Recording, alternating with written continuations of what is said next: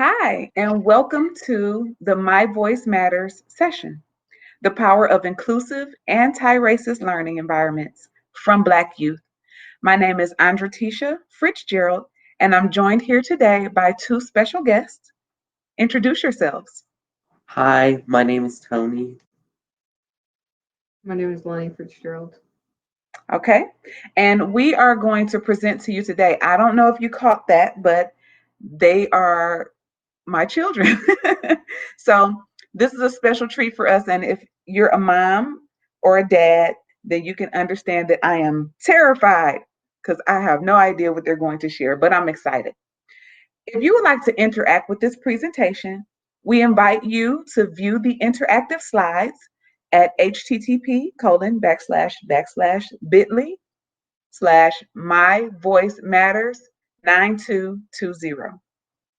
You can also follow me on Twitter and share your thoughts there, or you can interact with this presentation with colleagues or on your own. Today, we will introduce ourselves with a Fab Five. So I am Andratesha Fritzgerald. My favorite song at this moment is In the Room Where It Happens from the Hamilton soundtrack. My favorite color is royal blue, but my favorite color to wear is black. My favorite book is very difficult to pin down, so I'll say, hmm, this is a hard one. I just love books, so hmm, I Know Why the Cage Bird Sings by Maya Angelou. My favorite hobby is reading, and my favorite food is cake with icing. I'm going to interview Tony. Hi, Hello, Tony. Tell us a little bit about what you aspire to do when you become an adult. I aspire to be a famous Broadway actor. Okay, so if there are any agents out there, he's available. And what is your favorite song? My favorite song, I have a lot of favorites, but if I have to pick, it would have to be um this is a hard one. Way Down Hadestown from Hadestown. Okay. How about your favorite color? My favorite color is turquoise.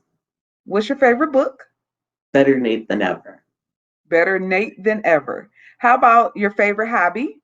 My favorite hobby is singing. And what about your favorite food? My favorite food is pizza. Oh, Tony, I'm so glad you were able to do this with me today. Thank Thank you. you. And next we'll hear from Lani. Hello, Lani. Hello. Will you tell us what you aspire to be when you become an adult? I aspire to go to med school and study to be a pediatric emergency physician, And you're a med school of choice? Stanford University. Okay, well, we're a long way from Stanford, but I hope that your dreams come true. Tell me your favorite song. My favorite song would have to be Save Rock and Roll by Fall Out Boy and Elton John. Okay. How about your favorite color? My favorite color is navy blue. And your favorite book? That would have to be Tears of a Tiger by Sharon Draper. Oh, that's a good one. And what about your favorite food? Funnel cake. I love funnel cake. Who doesn't love funnel cake? I'm so glad that you're able to join me today. Thank you for being here. Thank you for having me. Yes. Well, we just want to do a stress check because when you say the word anti racism, it often brings about some nervousness, maybe some anticipation. Maybe some people are really comfortable talking about it, but we just want to go ahead and do a stress check. And if you're interacting with the interactive slides, you'll be able to drag an icon to where you are. So if you're in a good space and you can discuss anti racism, then your stress is at a zero. But if you just can't even manage your emotions right now or your behaviors, then you will be at a 10. And if you're somewhere in between, we want you to personalize the session and you decide where your stress is. And we want to just assure you that this is a safe place. We're going to share some things that may be a bit uncomfortable for you to hear or may be uncomfortable for you to experience. They may be a trigger for things that have happened in the past, but ultimately, we want you to know that you're safe here with us. So, for the next 50 minutes or so, we will take you on a little bit of a journey to some things that we've experienced and also some tips that can change your practice. So, Anytime we can hear from young people, we can hear from learners to tell us how to inform our practice is an awesome opportunity. So I want to thank my co-presenters for being here as we check in on your stress. So we'll start with some stats before we hear from them. When we talk about the experience that Black and Brown children have in schools, schools are somewhat dangerous for Black and Brown children. Black children are suspended at 3 times the rate of their white counterparts. Black and Brown children are often over identified for special education, and then on the flip side of the coin, denied access to gifted and advanced placement courses. Black children make up 15% of the K through 12 population, but represent 23% of seclusions, 27% of restraints. And these numbers are feared to be severely underreported. So we just want to take a moment. What do you think about the statistics on Black and Brown students? And I first want to just jump in and hear from Lani and Tony. What are your thoughts when it comes to those statistics that you just heard? Um, It makes me very sad I that can't hear you very well. Just speak up a little bit for me so that everyone can hear you. it makes me very sad that Black and Brown students are being suspended because they really need to go to school and they want to learn, and to see them miss out on school, it just makes me sad because school can be a place where you enjoy going to. Thank you. Just that aspect that you shared, that Black and Brown children want to be in school, that they're missing out on something when they're suspended. Thank you for making it real for us. Lonnie, would you like to share something there? it makes me angry and sad and even confused. Like, why are we the ones that are being treated so poorly? And why? Like, we didn't do anything wrong. And it's just sad because I love school. And for some students, they don't because some students are treated badly at school. So that's why we're here today. I think Lonnie posed the question of every budding activist when we start to ask why. Why are these things different? Why, for children whose skin color is Black or brown, why are they encountering such opposition to their presence? And when they're suspended at a rate that is 3 times higher than their white counterpart, that is not coincidence, that is not accident. And so it causes us to pause, to come together, to think about the power of inclusion and anti-racist learning environments and the outcomes for Black youth. So thank you, Tony and Lonnie, for that. And we're going to talk about how we can change outcomes for Black and Brown learners with inclusive environments that are anti-racist. So we have 4 themes: welcome, work, engagement, and expression. But before we go there, I jumped ahead a little bit. I just wanted to hear from each of you. Can you define what an inclusive environment is? Um, Basically, an inclusive environment is where everyone feels welcome, no matter what they are or what the color of their skin is or where they come from. And an inclusive environment is where every student knows that they belong and it is evident that they do. I'm going And to hear some more about that soon. Tony, did you want to add to that, or do you want to talk about anti-racist? an inclusive environment is where everybody is excited and is having fun while still getting the education that they need, and they're like they're all coming together, and you feel happy to be in this classroom and you feel happy to be at school, and it's just, yeah. All right, cool. Thank you for that.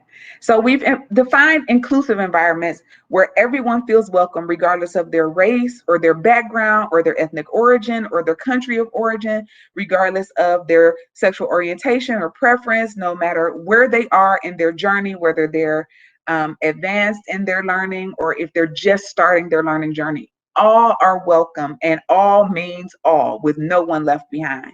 Let's talk about what it means to have an anti-racist learning environment. Lani? An anti-racist learning environment is a place where we are not only saying that we're against racism and we don't like it, but it's taking action against it. It's doing something to rid all of the bias and the prejudice and the inequality in not only our school systems but in our hearts. Wow. And in an anti-racist environment, that's where racism is not tolerated. Hate has no home in an anti-racist environment. Wow, Lani. Thank you so much. That was a really powerful definition. And I think it's one that we can feel, and I hope that we can actualize with this work that we're doing here together today.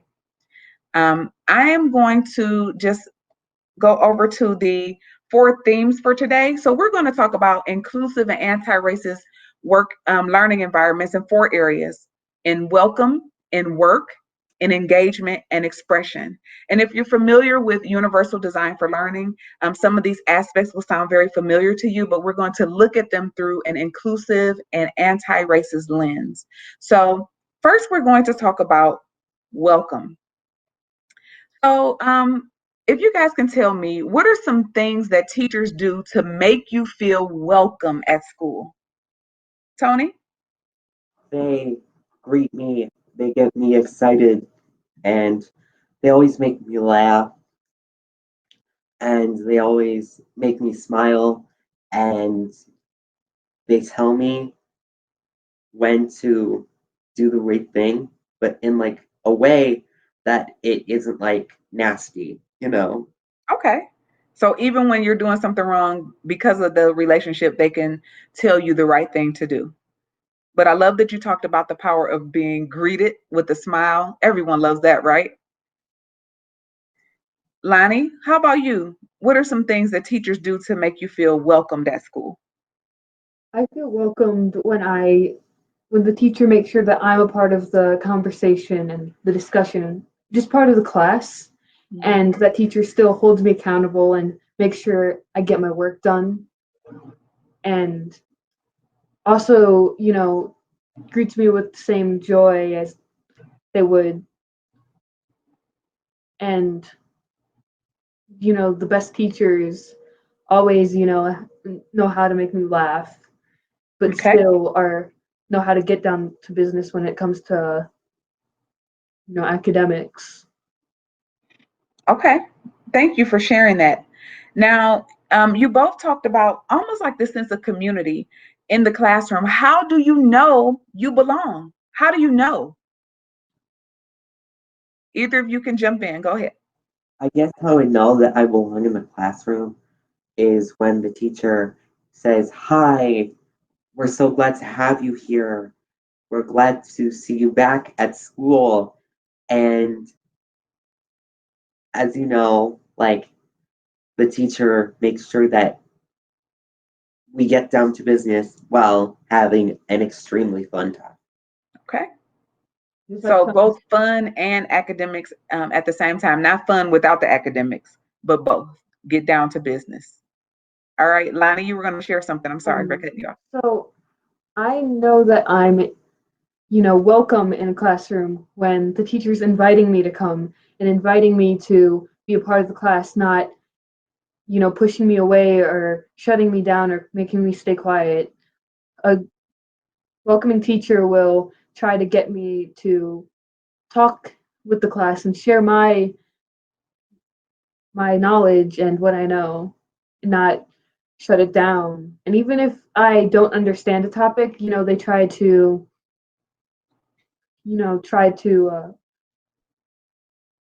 make sure that I know more about it and correct my mistakes. And that is very important. That's very powerful. Both of you have shared that you want to be challenged, you want to have an enjoyable experience, and having both of those things at one time makes you feel welcome. Now, let me ask you this, and this may be an uncomfortable question, but I just really would like you to share, and just yes or no first. Have you ever felt unwelcomed? Yes or no? Yes. Yeah. Do you feel comfortable sharing a time that you felt unwelcomed in a school or in a classroom? So I was like outside at recess and we were lining up and like these kids were like messing with like this car. That's not really important, but one of them started calling me the N word Mm. and I asked them to stop and then they repeated it over and over again. And I told one of my teachers about it. And remember, they emailed you and they let you know. And I was kind of sad that they weren't outside because then they could have solved it. And also, the student did not get punished for it. And that's when I knew I was not welcome at that school anymore. Well, thank you for sharing that. That's very courageous of you to share that story. It was heartbreaking for us to experience that alongside you as your mommy. But also, I do admire your self advocacy and that you handled it in the way that was best for you. Um, what do you think teachers need to know if they face that kind of situation? And maybe, Lani, you can jump in if there's hate speech like that that's used in the learning environment. Um, Teachers should immediately give students a punishment since racism has no home in a school. Racism should not be tolerated at school. If there's a no bullying policy, if there's a strict no bullying policy, there should be a strict no racism policy as well.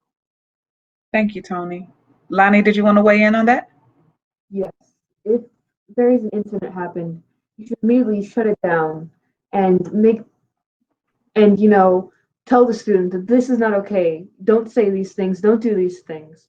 But at the same time, try to teach them because try to teach them how to also love students because and have them unlearn the hate because hate isn't learned. Hate isn't in humans naturally. It's taught. So also making sure that the student that was called mean things or a victim of racism is okay because experiences like that can really stick with someone for the rest of their life.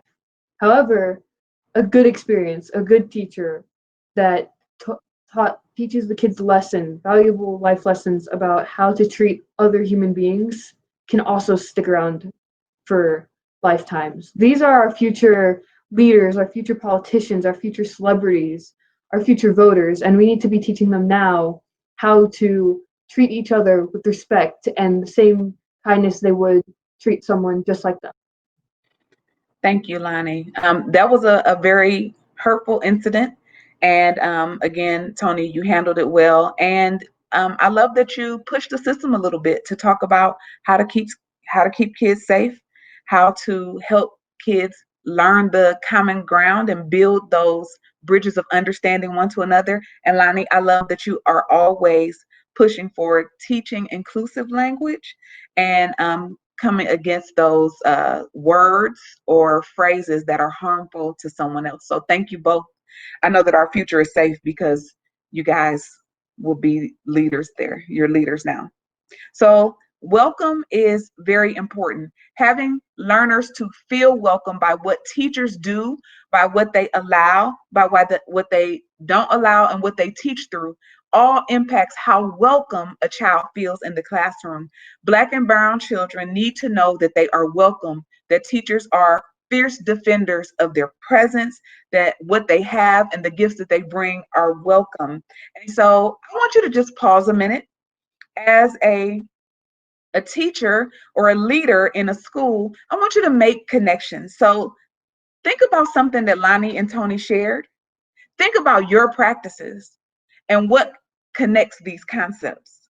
And take a moment to, you can draw, you can write, you can type, but go ahead if you're on the interactive slides, you'll be able to share. If not, if you have a post-it note or you want to share with us on Twitter, you can just tweet your thoughts. So what connections did you make between what Lani and Tony share and your practices? Maybe there's some things you want to start doing. Maybe there's some things you want to stop doing. Maybe there's some incidents that you reflected on that you wish you could have done differently. Maybe those very incidences are what you teach other teachers so that they don't make the mistakes that you made.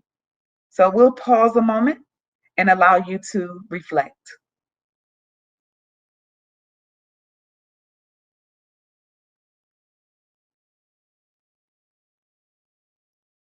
And because this is a recording, you can pause the recording at any time so that you can reflect at a speed that works for you. Next, we're going to talk about work. And so, work is so important when it's valuable to the learner.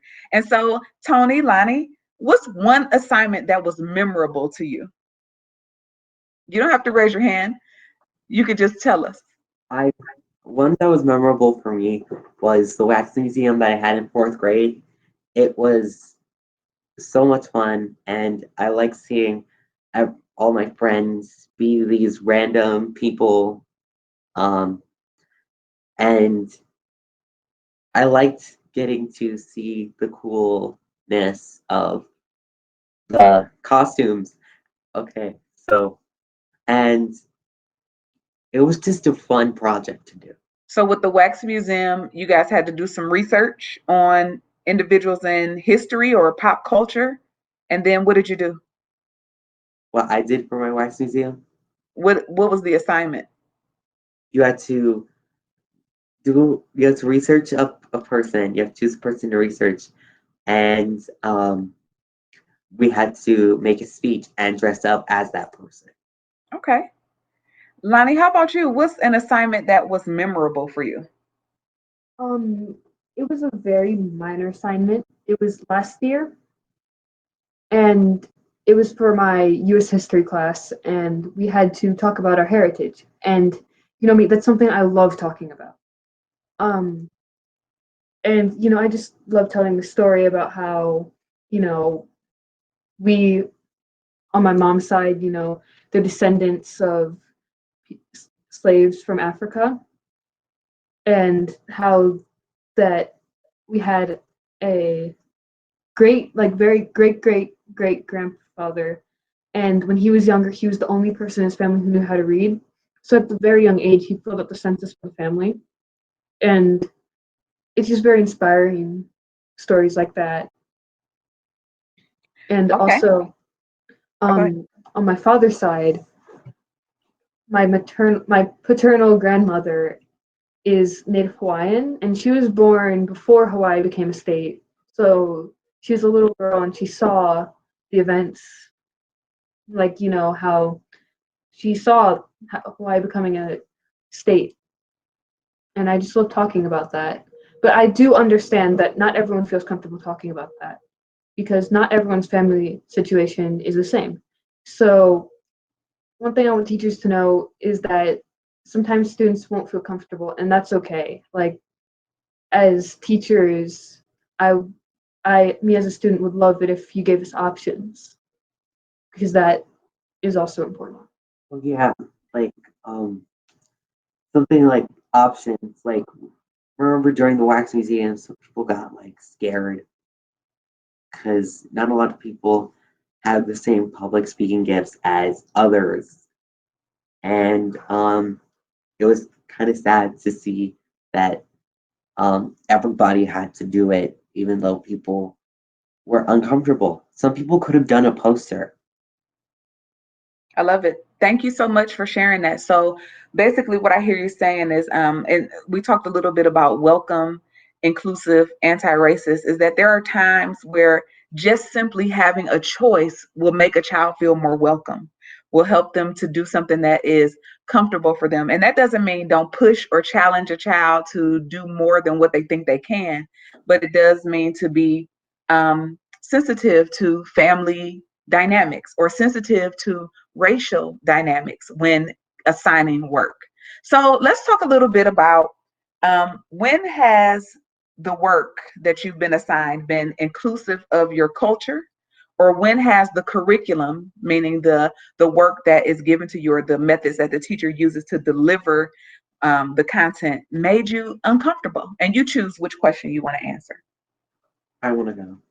So I'm going to talk about one that was uncomfortable. So in one of my social studies book, it says, imagine you are a Confederate soldier in the Civil War, and you're writing to your family, And it was kind of hard for me because I'm Black, and Black people had a history with the Confederacy, and I didn't really feel comfortable doing it, but I didn't want to sound like I was complaining, so I kind of just did it anyway. Hmm. Thank you for sharing that. That's really brave. Lani, would you like to share? Either question. I'm going to talk about when the work has been inclusive. I need to hear you a little louder, okay? All right. Mm-hmm. I'm going to talk about when the work has been inclusive of my culture. Okay. I am Black, if you can tell. I'm Black and I'm proud. But I had to do book reports over the years, and they give us a genre and we have to pick a book. And I love picking books by Black authors because their stories and their experiences often I can relate to, and that's very powerful. Seeing stories and characters. Not all of the characters are real, but they're based on someone and someone's real experiences. And even once in an English class, we were assigned a book by a Black author, and it was the first time I'd ever had that, and I was so happy, and I loved that book. What book is it? It was Bud Not Buddy by yes. Christopher Paul Curtis, one of my favorite. Oh, such a good book. And you brought up a great point of offering students the choice when there's a book report. Even if the teacher selects the genre, allowing learners to choose the book so that you can choose Black authors, or maybe you want to see an experience that's different from yours. Maybe you choose a book by someone else, but the choice lies with you, and choice in itself invites your voice into the conversation, right? Yes, like even again with the choosing other things, I read a book for a book report in 6th grade about the Japanese internment in World War II. And I'd never heard much about this event before. And it was just eye-opening to see not only, experience from my culture, but from other people's cultures, because, we're all, you know,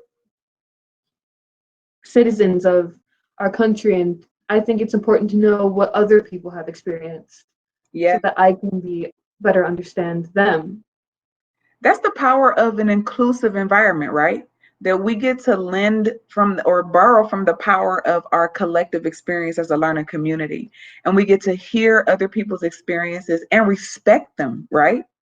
So that is the power of an inclusive and anti-racist learning environment. All right, we talked about work. And so teachers, as you're making your selections, make sure you're looking at them through the lens of inclusivity. Could this assignment or this reading or this chapter possibly make it uncomfortable for Black and Brown students? Are there aspects that make the student feel unwelcome? And have you received feedback from the students to let you know that this assignment may not need to be included? What work are you assigning that is bringing both joy and challenge to your learners, but not at the expense of who they are? So when we assign things that make learners compartmentalize who they are or hide their things, or like Tony shared, just that uncomfortable feeling, but not wanting to challenge because he just didn't want to seem like he was whining or that he was complaining, that puts our learners in an uncomfortable dilemma. And work should not do that. So think about how we can make the assignments that we're giving to students both inclusive and anti-racist. So how might we create learning tasks that are inclusive and anti-racist? At this time, you can pause the video and discuss with your colleagues, or you can write your response on the interactive slide. Again, no matter when you do this, no matter when you take in this content, we'll be able to interact with you through Pear Deck if you go through the interactive slides. But if you put it on Twitter, we'd be happy to interact with you there as well. So next we'll talk about engagement. So Lani and Tony, I know that you love to be engaged in the classroom. You love those classrooms where it's fun, where the time flies by. What does the teacher do to engage you? I'll answer this. A teacher that engages us really goes out of their way to make the class interesting while also teaching us new things. Like, let's see.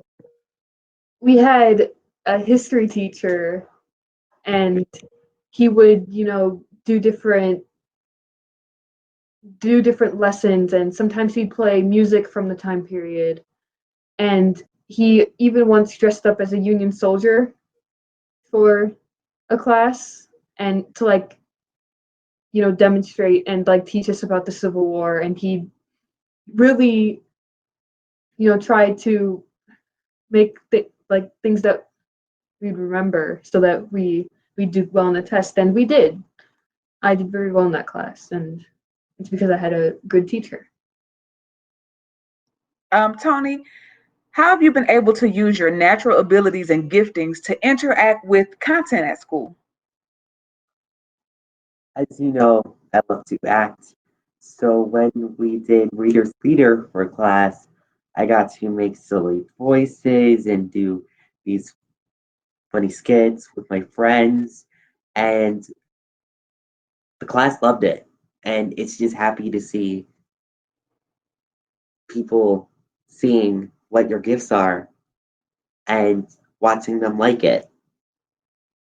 Oh man, that's an unforgettable experience. So yes, I love that Lonnie shared about, the teacher maybe trying different costumes or trying different discussion techniques to make sure that everyone's voice is invited and the way that they learn is represented. And then also that if acting is what you love, or singing is what you love, or poetry is what you love, that having some time to shine in the way that you're naturally gifted is so important to an anti-racist and inclusive environment. Because when a student gets to showcase their natural abilities and giftings, it proves that you are welcome.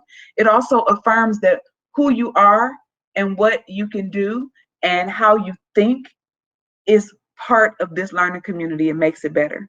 So I don't know if you guys have had this experience. Have you ever felt like your voice was shut down at school? Or maybe your natural giftings or abilities were not welcome? Yes. Would you like to share a little bit about that? I have. So I remember in music class we were singing. My singing voice is naturally like tenor, Hmm. and the music teacher, she's like, "No, you're singing to. That's not. Um." She's like, "You're not a tenor." I'm like, "Yes, I am." She's like, "No, you're not." Hmm. Even though I did a musical and the music director put me in the tenors group. So for you to tell me that I'm not a tenor, I suggest you think again. And Okay. Okay. Thank you, Tony. you're Lani? welcome. So in fifth grade, it was social studies, and we were doing, learning about the age of European exploration. And we got to the part about Christopher Columbus. And, we had to do a timeline of the different European explorers. And, she told us, what to write. And one of the things said Christopher Columbus discovers America. I knew for a fact this wasn't true, because she did just say that Leif Erikson was the first European to reach America, was the first person to reach America. So I tried to bring it up with her, but she, told me I was being disrespectful. Anyways, skip forward to the timeline when I refused to write that Christopher Columbus discovered, the island that he did. I wrote Christopher Columbus lands at the island, and I got points off. And I also did put Leif Erikson as the first recorded European to reach America, and I also got points off for that. Well, I will say this, that when you shared that story with us, I was so proud of the stance that you took for the indigenous people of the Americas and of the islands, that even if you got points off, it was worth the stand. And it is important for teachers to remember that there will be differences of opinion, that there will be different interpretations of historical facts, but we have a responsibility to cultivate the self advocacy and the voice of learners at all times. And so it was very brave and courageous of you to stand up to a teacher who was misinformed and to share some information with her that perhaps she didn't know or believe. And it takes a very strong child. As a fifth grader, I would have never even imagined raising my hand twice if the teacher said it was wrong. But you did it and you stood up for what is right. So I thank you for that. So when we think about engagement in an anti-racist learning environment, we have to present learners with dilemmas. We have to present them with truth. We have to present them with facts and allow them to distinguish the difference. We have to allow them to grapple with different points of view in a way that is safe and engaging. When their voices are heard, and even if there's something that's wrong or there's a misconception, good teaching that's engaging, gives them a chance to empower themselves and clarify those misconceptions with the lesson. So when we design learning experiences, we allow them to engage with content that will challenge their thinking, sometimes change their thinking, or solidify their thinking. And so if your learning environment is truly inclusive, then all opinions can be voiced in a way that is respectful. All opinions can be received in a way that is respectful. And even if we disagree, that civil discourse, which the world is missing so much of these days, will be welcome with the next generation of learners. So thank you, Lani and Tony, on that. We have one last area to discuss. It's expression. And I know that you both have very different ways to express yourself. So when we think about expression, this is the part that sometimes is assessment beyond a test. What can teachers do to make sure students are safe to show what they know? I think that teachers should make sure that not only they are accepting the students and letting them have their time to shine, but also making sure that the students aren't saying things about their peers that like to perform a different way or like a different type of music, for example. I've experienced. What are some options for expression that make you excited, Tony? How do you like to show what you know? I like to show what I know with reading tests and English tests, and You with like to the show what you know with tests? yes, Okay. and readers theater sometimes because you can like act and make funny voices, and even though you have certain time to practice, you make it like it's professional. All right. Yes. Um, So, okay, you were going to say something, Lonnie? I was going to say a project that made me excited for a book report. We had our teacher gave us like a lot of options, and she said, you know, if you guys have any ideas, let me know, and I'll see if I can add them. But one of the options was to make a movie poster for a book. And when I read books, I imagine them as movies. I imagine little actors in my head doing, you know, acting out the book as I read along. And sometimes I like to, you know, interpret how I would make the movie poster and the little taglines I'd put. And I even like on a separate piece of paper I put out a little cast who I would cast as the different roles in the book because I like doing things like that. And it was just fun. Not only fun, but it was a way to show what I knew about the book. I love that. One of the stories that I share in the book that we just published is that my ninth grade teacher was the first teacher who allowed us to express ourselves in different ways, and so she gave us some choices and options. There were 9 projects that we could choose from after reading Romeo and Juliet, and I chose to write a rap to Dr. Dre's "Ain't Nothing But a G Thing" and perform the rap on tape, and she played the tape for all of my classmates. And so I love that I could introduce Shakespeare to Dr. Dre and do that in front of my classmates. So whether it's singing or rapping, sometimes it's interpretive dance, sometimes it is drawing or sculpting. There are all different ways to allow students to show what they know, to show that they understand the content, to show that they've made the connections, to show that they truly have deep learning that they're displaying. So we've talked about work, we've talked about welcome, we've talked about engagement, and we've talked about expression. One of the themes that came up over and over again is that choice invites voice. And when my voice is welcome and when your voice is welcome, then we truly can have an inclusive environment. And when we feel welcome as Black and Brown people, then we know that the environment is also anti-racist, and not just saying that we're not racist, as Lani said, but that we're constantly working to make sure that racist ideology and practices are dismantled. So let's just take a moment. If you're watching the replay, you can pause it for a moment and just stretch, because we've talked about lots of things that may be a bit heavy. And then welcome back. You can connect this work to your own life. Have you ever felt unwelcomed, unengaged, or undervalued? And how can your own experiences help you to change your practices? So take some time to think that through before you move forward. So now that we've talked about Lani and Tony's experiences, I just want to spend just a few minutes, now that you know, what do you do? And I'm going to take you to fight school. So today you will learn how to fight. Fight for Black and Brown students, fight for anti-racist learning environments, fight for inclusive environments. So when thinking of yourself as an educator, do you consider yourself a fighter?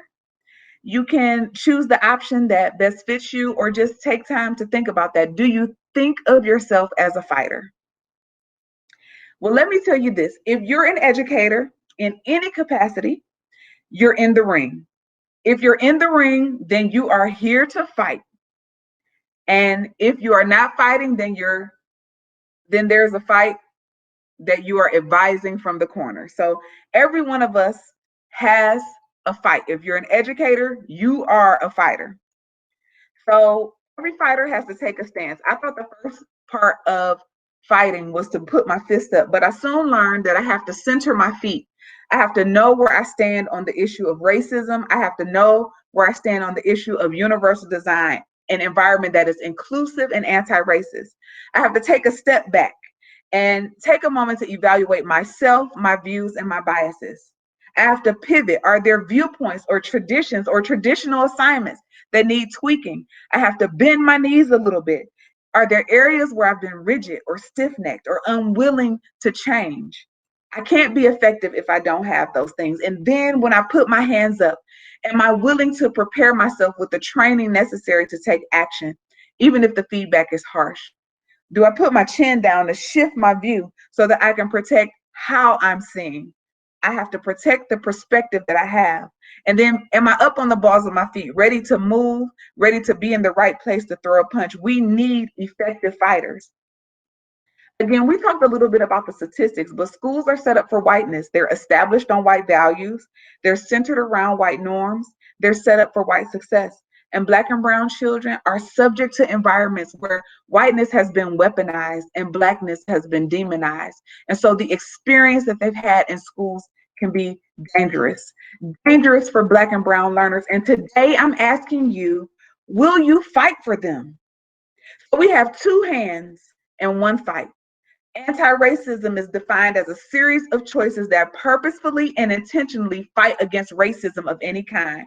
And then inclusivity, through the framework that I love, is that universal design to improve and optimize teaching and learning for all people based on scientific insights into how humans learn. After all, Black and Brown people are human beings. So, round two. To what extent are most faculty, staff, and administrators welcoming institution for Black and Brown people? How welcome do Black and Brown people feel? And then I challenge you on this one. Have you asked them?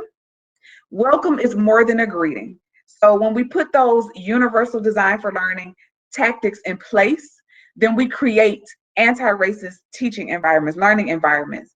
And this implementation requires fighting and teaching others how to fight. So we have just a few moves that we're going to share with you. There's the jab, just the punch that goes straight ahead. Ask Black and brown children what they need and want. Don't assume. Nothing about us without us. Push and poke colleagues who are making assumptions without asking. Jabs agitate the system. They set up for racism to fall down. Hooks, the hook shot. Listen to their voices and amplify them. Teach listening in the learning community. We heard Lani and Anthony and Tony both say that we have to teach learners how to respect each other in the learning environment, so the classroom is a safe space. Point out to leaders and teachers when white voices are louder. Say something, do something. A good hook catches the opponent and leads to some victories. The uppercut. Test your design to see if the outcomes for Black and brown students are different than their white counterparts in your care. Demand better for yourself. Demand change. Personalize the protest. Challenge and frustrate the system until everyone recognizes that racism has to fall. And then the power punch. The power punch is Black and brown children learning how they learn, thriving, driving to the destination of their choice, not pigeonholed to the end result that someone else chose for them, but driving to the destination of their own choice. We have to hold the system accountable for blasting barriers of every kind for freedom achieved. So when you're a fighter, when you put those two hands together for one fight, you keep practicing, you get stronger, you start putting combos together, maybe two jabs and an uppercut, maybe a power punch. Empower learners to jab. Let them start to build their own strategy for advocating for themselves. We heard from Tony and Lani some situations where they advocated for themselves, and then other situations where they felt powerless to act. We have to build an army of boxers. And so when we are in the practitioner's lane, I adapted the Taxonomy of Educators' Perspective by J. Luke Wood, and there are 4 kinds of teachers. There are those who don't know what to do, but they're willing to employ the practices. They're ready to learn. There are those that know what to do. There are those that don't know what to do, and they're unwilling to do it even if they knew. They're the resistors. There are those who know what to do, but they're unwilling to do it. They're the refusers. And many times we spend lots of time on those who are resisting and refusing. And then we have the prize fighters that know what to do and they're willing to do it. The prize fighters and those who are ready that just need a little bit of education to become a prize fighter is where we have to train ourselves to spend our time. And so I just want to introduce you to a couple of prize fighters. Debbie Plummer, she wrote the book Some of My Friends Are, and she challenges all of us to develop cross-racial friendships so that we begin to value diversity in our personal life and let it translate to our professional life. Dr. Donna Ford is a staunch advocate for Black and brown children to be recruited and retained in gifted programs. She's a prize fighter that pushes systems to evaluate the outcomes for Black and brown children and look at the testing tools that we're using to pick up on their giftedness. We have Dr. J. Luke Wood, who has a group called Black Minds Matter. He runs webinars on YouTube, but he says, by no means should we avoid telling one another to perform at the highest level. Inevitably, we must do so in order to compete in a system that privileges others. However, being prepared for the backlash associated with greatness is critical to the success of our community. Let us better prepare one another for the tough roads ahead. He speaks to preparing Black and brown children for resilience.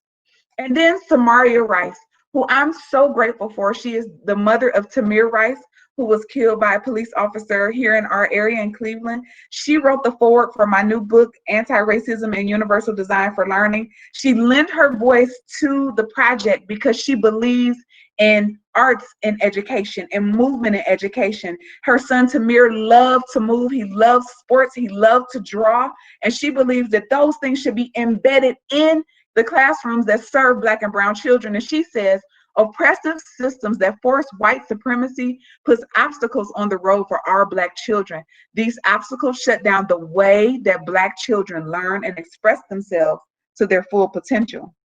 Her voice is so important and so powerful, but so is yours. And so when you're Thinking of yourself as an educator, I ask you again the same question that I asked you before. Do you consider yourself a fighter? And let me remind you that if you're an educator, you're in the ring. You're hearing this twice for a reason. You're in the ring, you're here to fight. And if you're not fighting, then you're advising a fight from the corner. Everyone has a role. I'm asking you to pause, think, and do things differently for our Black learners, our brown learners. We thank you. My voice matters. Your voice matters. Please keep in touch. I want to go back to my co-presenters and just ask them briefly anything that you would like to share, anything at all for teachers of Black and brown students that you just want to share with them. And I want to turn it over to you. I would like to share with them, make sure that you are treating them with respect. Make sure that you're giving them the resources that they need, because they will be our future celebrities and doctors and chefs. And just give them a great space to be. That's awesome. I just Lani? like to say thank you. Thank you to all of the teachers that are going to fight for us against racism. Um, if I can quote Hamilton here, we are engaged in a battle for our nation's very soul, and you guys are the soldiers and the fighters. And I'm just so appreciative for you, and your students will thank you. And you are changing the world by by helping the future change their past biases and things. And we're not only the future, we're now too. So also keep that in mind. Thank you all for joining the fight. Thank you to my co-presenters for bringing such wisdom and experience with such bravery and courage. I am so proud of you. I'm having a little mommy moment over here. I know I'm embarrassing you. That's okay. No, it's fine. It's fine. I appreciate you. And again, to all of the practitioners, to echo the words of the children, they are not the future. They are the now. And their now depends on you. Will you serve them? Will you respect them? Will you fight for them? We sure hope you will. Thank you. Have a nice day.